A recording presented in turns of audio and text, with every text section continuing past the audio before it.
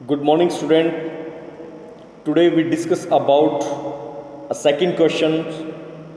आज हम first unit के सेकंड क्वेश्चन के बारे में डिस्कस करेंगे, जो कि मैंने आपको पहले ही बताया है कि हम जो मोस्ट इम्पोर्टेंट क्वेश्चन हैं उनकी रिवीजन करा रहे हैं। और कल मैंने एक फर्स्ट क्वेश्चन का वीडियो बनाया था। आज हमारा फर्स्ट यूनिट से जो सेकंड क्वेश्चन है और मोस्ट इम्पोर्टेंट क्वेश्चन है वो है राइट टू चिल्ड्रन एक्ट 2009, यानी कि राइट टू एजुकेशन जो एक्ट है 2009 है, वो एक मोस्ट इम्पोर्टेंट क्वेश्चन है एग्जाम पॉइंट ऑफ व्यू से। और इसको अगर इसके बारे में थोड़ा बताएं, राइट टू एजुकेशन एक्ट 2009 ये 86 संविधान संशोधन 2002 के अंतर्गत इसको जोड़ा गया। यानी कि 86 जब कॉन्स्टिट्यूशन का जो अमेंडमेंट किया गया उसके अकॉर्डिंग 2002 में इसको जोड़ा गया। और ये कुछ मूलभूत अधिकारों को लेके इसमें बात कही गई है। बेसिक राइट्स जो हमें चाहिए उनके बारे में राइट टू एजुकेशन एक्ट 2009 के बारे में बताया गया है। इसमें शिक्षा का अधिकार, यानी कि सभी को कंपलसरी एजुकेशन के बारे में ये जो है 2009 एक्ट हमें बताता है, जिसमें 6 से 14 वर्ष की आयु के सभी बालकों को निःशुल्क और अनिवार्य शिक्षा देने की बात कही गई। 6 to 14 एज जो बच्चे कंप्लीट कर चुके हैं उनको जो है निःशुल्क यानी कि फ्री एंड कंपलसरी एजुकेशन का जो है भारतीय संविधान में क्या प्रावधान है। Right to education act 2009 article 21A, the state shall provide free and compulsory education to all children at the age of 6 and 14 year in such manner as the state may be law determine। और यहाँ पे शिक्षा का अधिकार अधिनियम की भी बात की गई, जिसमें 16 फरवरी 2010 को जारी जो है एक अधिसूचना के आधार पर 1 अप्रैल 2010 से जो है ये जो है प्रभावशाली हुआ। निःशुल्क शिक्षा या निःशुल्क से हमारा क्या जो है मीनिंग निकलता है, वह कि किसी भी बच्चे को ऐसे कोई फीस या शुल्क या फिर व्यय नहीं देना होगा जो उनकी प्रारंभिक शिक्षा पूर्ण करने में क्या हो बाकी। और अनिवार्य से यहाँ पे तात्पर्य है 6 से 14 वर्ष के सभी बच्चों को 100% नामांकन यानी कि एडमिशन्स, 100% उपस्थिति अटेंडेंस और 100% बच्चों को प्रारंभिक शिक्षा पूर्ण करने की जो है एक संवैधानिक अनिवार्यता राज्य की तरफ से रखेगी, जिसमें जो है मूलभूत दायित्व को पूरा करने का काम किया। इसके साथ साथ राइट टू एजुकेशन एक्ट की हम बात कर रहे हैं, इसमें अन्य बच्चों के समकक्ष लाने हेतु विशेष प्रशिक्षण की भी बात कही गई है। साथ साथ प्रवेश हेतु प्रमाण पत्र और स्थानांतरण प्रमाण पत्र की बाध्यता भी नहीं है इसके अंतर्गत। इसके साथ साथ अगर देखा जाए तो किसी भी बच्चे को कक्षा में रोके रखने अर्थात जो है फेल करने का, क्लास 1 से 8 तक उसको फेल करने का भी जो है वो बाध्यता नहीं है। इसमें एक बात और यहाँ पे जो है रखने का प्रयास किया गया कि बच्चों को कोई भी फिजिकली टॉर्चर या मेंटली टॉर्चर जो है नहीं दिया जाएगा। बल्कि बच्चे को स्वतंत्र तरीके से एजुकेशन प्रोवाइड कराई जाएगी, ताकि बच्चा स्वतंत्रता को महसूस करते हुए वो क्या कर सके, आगे बढ़ सके। क्योंकि स्वतंत्रता से हम ज़्यादा सीख सकते हैं। जितना हम बच्चे को फ्री छोड़ेंगे सीखने के लिए, वो बच्चा उतना ही अच्छा जो है कार्य वो करके दिखाएगा अपनी एजुकेशन में। इसके बाद राइट टू एजुकेशन एक्ट के अंदर शिक्षक की भी बात की गई। देखिए, नियुक्ति हेतु शिक्षकों की शैक्षणिक योग्यता का निर्धारण किया गया केंद्र द्वारा, और इसको आगे राज्य सरकार ने भी लागू किया। साथ साथ अप्रशिक्षित शिक्षकों को प्रशिक्षण देने का भी जो है प्रावधान है, और इसके साथ साथ शिक्षक का अकादमिक उत्तरदायित्व भी क्या किया गया, निर्धारित किया गया। और शिक्षक द्वारा प्राइवेट ट्यूशन को भी क्या किया गया, प्रतिबंधित किया गया। इसके साथ साथ शिक्षकों के वेतन व सेवा शर्तों का भी क्या किया गया, निर्धारण किया गया। अगर हम बात करें शाला की, तो इसमें निर्वाचित प्रतिनिधि अभिभावकों और शिक्षकों की एक संस्था बनाई गई। साथ साथ प्रबंधन समिति के माध्यम से सामुदायिक कार्यों पर भी जो है बढ़ावा देने का इस समिति के अंतर्गत एक प्रारूप तैयार किया गया। 3 से 4 सदस्य अभिभावक, 50% इसमें महिलाओं की भी भागीदारी रखी गई, और साथ साथ कमजोर और वंचित वर्ग के लिए एक अनुपातिक प्रतिनिधित्व की भी बात यहाँ पे करने का क्या किया गया, प्रयास किया गया। साथ साथ कंपटीशन फीस को प्रतिबंधित किया गया। और एक चीज और बताऊंगा मैं कि बिना मान्यता के किसी भी स्कूल को संचालित नहीं किया जाएगा। ये भी जो है एक प्रावधान एक ऑर्गेनाइजेशन, एक संस्था के लिए रखा गया। अगर बात करें तो राज्य द्वारा किया जा रहा प्रति छात्र व्यय और वास्तविक फीस भी कम की गई, और इसी के आधार पर फीस के कुछ जो है मानदंड तय किए गए। नेक्स्ट, अगर बात करें शिक्षक के लिए क्या अनुपात रखा गया, ये राइट टू एजुकेशन एक्ट की हम बात करें, 2009 की बात कर रहे हैं, तो इसमें 60 बच्चों तक 2 शिक्षक रखने का प्रावधान। साथ साथ अगर संख्या ज़्यादा होती है, मान लो 61 से 90 के बीच में होती है, तो 3 शिक्षकों का भी क्या यहाँ पे प्रावधान किया गया।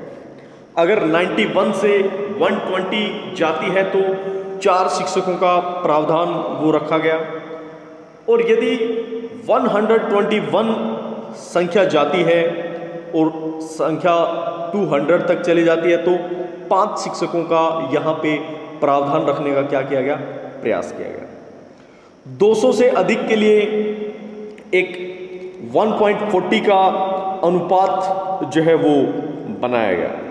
साथ साथ अगर बात करें माध्यमिक स्तर पर छात्र शिक्षक अनुपात और जो है समय सीमा वो 6 माह रखी गई। कम से कम 35 बच्चों पर कम से कम 1 शिक्षक। इसके साथ साथ पूर्वकालिक जो है प्रधान अध्यापक की भी एक व्यवस्था की गई, और सभी मौसमों के लिए जो है एक उपयुक्त भवन का भी एक व्यवस्था करने का प्रयास किया गया। नेक्स्ट, स्कूल में ही माध्यमिक स्तर पर बालकों और बालिकाओं के लिए पृथक शौचालय की मांग रखी गई।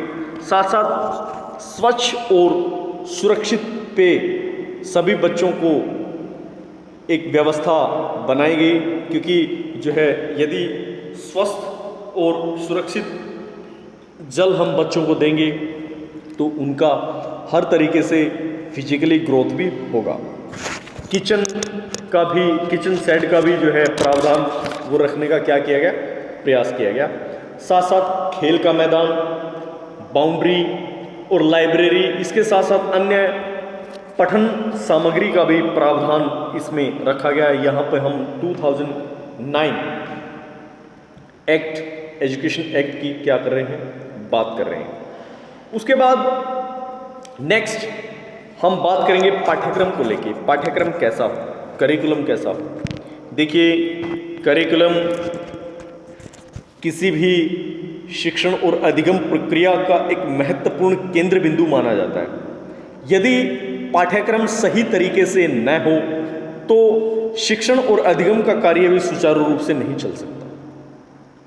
पाठ्यक्रम को निर्धारित करने के लिए कुछ संवैधानिक मूल्यों को जो है इम्प्लीमेंट किया गया, मीन्स जो है कुछ कॉन्स्टिट्यूशनल वैल्यूज़ को जो है बेस्ड बनाया गया। और इसके साथ साथ बच्चों को बिल्कुल फियरलेस, यानी कि उनको निर्भय बनाए, जो पाठ्यक्रम बच्चों को फियरलेस बनाए, ऐसे पाठ्यक्रम को इम्प्लीमेंट जो है करने का प्रावधान भी 2009 एक्ट के अकॉर्डिंग रखा गया। अगर चाइल्ड सेंटर्ड की बात करें तो उसका भी प्रावधान 2009 एक्ट के अंदर किया गया। खासकर अगर मदर टंग की बात करें, मदर टंग में भी जो है एक भाषा का प्रावधान किया गया, ताकि एक भाषा जो है बच्चों को सही तरीके से जो है समझ में आए, ताकि बच्चा आगे अपने जीवन का विकास कर सके और जीवन मूल्यों को भी बढ़ावा दे सके। साथ साथ कॉन्टिन्यूटी, इवैल्यूएशन और की भी यहाँ पे व्यवस्था करने का प्रयास किया गया, यानी कि सतत और सघन मूल्यांकन की व्यवस्था यहाँ पे की गई। साथ साथ प्रारंभिक शिक्षा पूर्ण करने तक कोई भी बोर्ड परीक्षा जो है वो नहीं ली जाएगी। ठीक है, ये प्रावधान जो है करने का प्रयास, ये प्रावधान जो है 2009 एक्ट के अकॉर्डिंग जो है वो रखा गया। ये अगर हम बात करें तो सारी जो है जो संस्थाएं हैं, टोटल जो है ऑर्गेनाइजेशंस हैं, उनको निम्नलिखित तरीके से सूचित करने का प्रयास किया गया। क्या? जन्म और प्रमाण पत्र स्थानांतरण प्रमाण के अभाव में किसी भी बच्चे को प्रवेश देने के लिए इनकार नहीं किया जाएगा। यानी कि अगर बच्चा जो है पढ़ाई करना चाहता है तो उसके लिए जो है बर्थ सर्टिफिकेट और जो है स्थानांतरण सर्टिफिकेट कोई बाध्य नहीं है। स्कूल में समस्त बच्चों को उपस्थिति वो 100% रखने का प्रावधान रखा गया।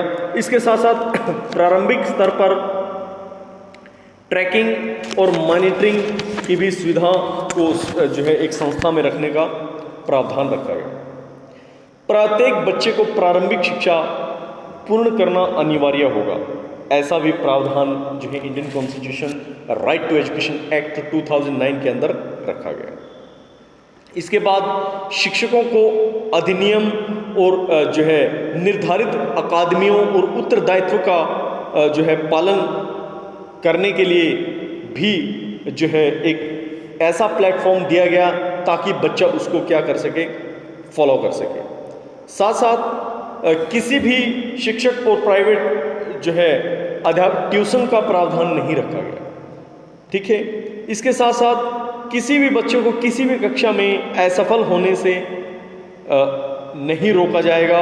यदि वो आगे की कक्षा में प्रवेश लेना चाहता है तो उसको प्रवेश दिया जाएगा। ठीक है, प्राइवेट स्कूलों में खासकर कार्यशाला और लिखित तौर पर कुछ निम्नलिखित बदलाव किए गए। वो क्या किए गए? उनको जो है शिक्षा का अधिकार अधिनियम धारा 21 के अंतर्गत कुछ ऐसे प्रावधान रखे गए कि कमजोर और आर्थिक रूप से पिछड़े हुए बच्चों को जो है शिक्षा देने का प्रावधान किया गया, ताकि कुछ रेशो इस तरीके से रखा गया कि वो बच्चे अपने आप को एजुकेशन लेके ये अनुभव करें कि हमने हर तरीके से अपने जीवन में विकास किया है। इसके साथ साथ नेक्स्ट है वर्तमान में स्थापित प्राइवेट स्कूलों को 3 वर्ष में जो है पूरा अपना एक कंडीशन पूरी करनी होगी, एक मानदंड तैयार करना होगा जो गवर्नमेंट ने उसके लिए जो है बनाया है। तो 3 वर्ष की अवधि में एक प्राइवेट स्कूल को सारे मानदंड जो है वो कंप्लीट करने होंगे, ऐसा प्रावधान 2009 एक्ट के अंतर्गत रखा गया। साथ साथ अनुसूचित जाति, जनजाति, कमजोर या वंचित वर्ग के जो है बच्चों को निजी जो है विद्यालयों में प्रवेश के लिए वो प्रवेश ले सकता है, उसको प्रवेश के लिए बाधित नहीं किया जाएगा। अगर बच्चा चाहता है तो वो प्राइवेट स्कूल में भी अपनी एजुकेशन को कंप्लीट कर सकता है। तो कंक्लूजन वे से मैं ये कहूँगा कि राइट टू एजुकेशन एक्ट 2009 वो अपने आप में शिक्षा को आगे बढ़ाने का उसने प्रयास किया है। इस शिक्षा के अंदर जो भी बदलाव किए गए हैं वो बच्चे को सेंटर्ड मान के, बच्चे को ध्यान में रखते हुए ये सब चीज़ें की गई और आज हम उसका परिणाम भी देख रहे हैं कि एजुकेशन में कोई भी बच्चा पिछड़ नहीं रहा है और हर बच्चा एजुकेशन लेके अपने जीवन में निरंतर आगे बढ़ रहा है और राष्ट्र के भी काम आ रहा है। तो कहने का मीनिंग हमारा ये है कि अगर नो डाउट अबाउट इट, इसमें कोई संदेह नहीं है कि राइट टू एजुकेशन एक्ट 2009 ने शिक्षा के लिए नए आयामों को खोजने का प्रयास किया है, तो इसमें कोई संदेह नहीं होगा। तो बच्चे आज के लिए इतना ही। कल हम नेक्स्ट वीडियो के साथ फिर मिलेंगे। थैंक यू, धन्यवाद।